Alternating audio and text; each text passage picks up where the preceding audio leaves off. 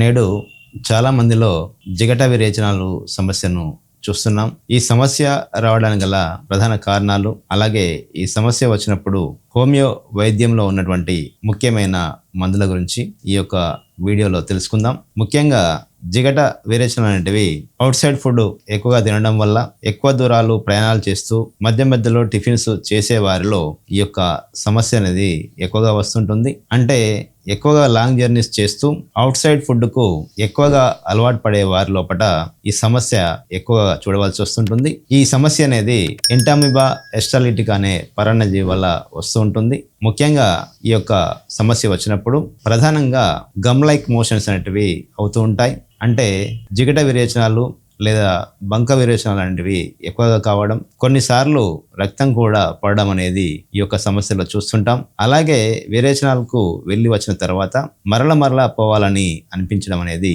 ఈ సమస్యలో ప్రధాన లక్షణంగా గమనించవచ్చును. ఈ యొక్క జిగట విరేచనాల సమస్యకు హోమియోపతి వైద్యంలో ఉన్నటువంటి ముఖ్యమైన మందులు చూసినట్లయితే, మొదటగా అలోస్ అనే మందులను గమనించినట్లయితే వీరిలో మోషన్స్ అనేటివి లూజ్గా రావడం, బాత్రూమ్కు వెళ్ళే అంతవరకు కూడా మోషన్స్ అనేటివి ఆగకుండా మధ్యలోనే కావడం అనేది వీరిలో గమనించవచ్చును. అలాగే గ్యాస్ ట్రబుల్ కూడా వీరికి ఎక్కువగా ఉంటుంది. పొట్టలో గడబిల్ లాంటి శబ్దాలు ఎక్కువగా రావడం ఈ యొక్క మందులో గమనించవచ్చును. ఎవరికైతే లూజ్ మోషన్స్ ఎక్కువ సార్లు అవుతూ బాత్రూమ్కు వెళ్లే లోపే మోషన్స్ అవుతున్న సందర్భంలో ఈ యొక్క అలోస్ అనే మందును వాడుకొని ప్రయోజనాన్ని పొందవచ్చును. అలాగే మరి ఒక ముఖ్యమైన హోమియో మందు మెర్క్కార్. జిగట విరేచనలతో పాటు బ్లడ్ కూడా వస్తున్న సందర్భంలో ఈ యొక్క మెర్క్కార్ అనే హోమియో మందు చాలా బాగా పనిచేస్తుంటుంది.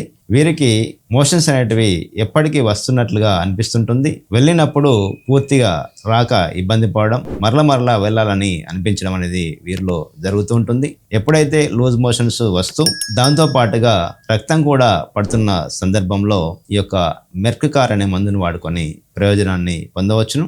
అలాగే మరి ఒక ముఖ్యమైన హోమియో మందు మెర్క్సాల్. ఈ మందు కూడా ఈ యొక్క అమీబిక్ డీసెంటర్లో చాలా బాగా ఉపయోగపడుతుంది. ఎప్పటికీ లూజ్ మోషన్స్ అనేటివి వస్తున్నట్లుగా అనిపిస్తుంటుంది, కానీ టాయిలెట్కు వెళ్ళిన తర్వాత మోషన్ అనేది సరిగా రాకపోవడం వీరిలో గమనించవచ్చును. ఇలా తరచుగా మోషన్స్కు వెళ్ళాలని అనిపించడం, అలాగే జిగట విరేచనాలు ఎక్కువగా అవ్వడం, మరలా కడుపులో నొప్పి రావడం, ఇలాంటి లక్షణాలు రాత్రి వేళల్లో ఎక్కువగా ఉన్న సందర్భంలో ఈ యొక్క మెర్క్సాల్ అనే మందును వాడుకొని ప్రయోజనాన్ని పొందవచ్చును. అలాగే చివరగా నక్స్వామిక్ అనే మందు కూడా ఈ యొక్క అమీబిక్ డీసెంట్రీ లేదా గమ్ లైక్ మోషన్స్ కు చాలా బాగా పనిచేస్తుంటుంది. వీరు ఎక్కువగా కాఫీలు, టీలు తాగే అలవాటును కలిగి ఉంటారు. సమయానికి నిద్రపోరు.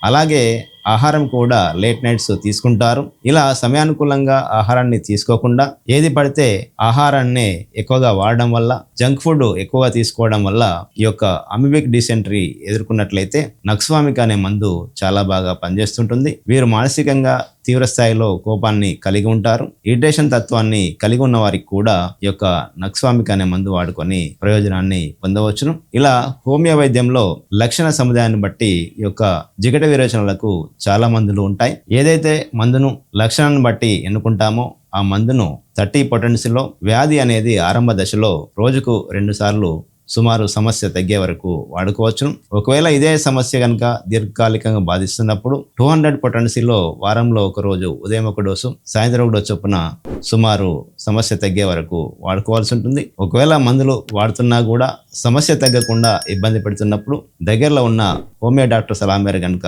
మందులు వాడుకున్నట్లయితే ఈ యొక్క జిగట విరేచనాల సమస్య నుండి త్వరగా బయటపడవచ్చును. మరి ఒక ముఖ్యమైన ఆరోగ్య సమస్య గురించి వచ్చే వీడియోలో తెలుసుకునే ప్రయత్నం చేద్దాం. నమస్కారం.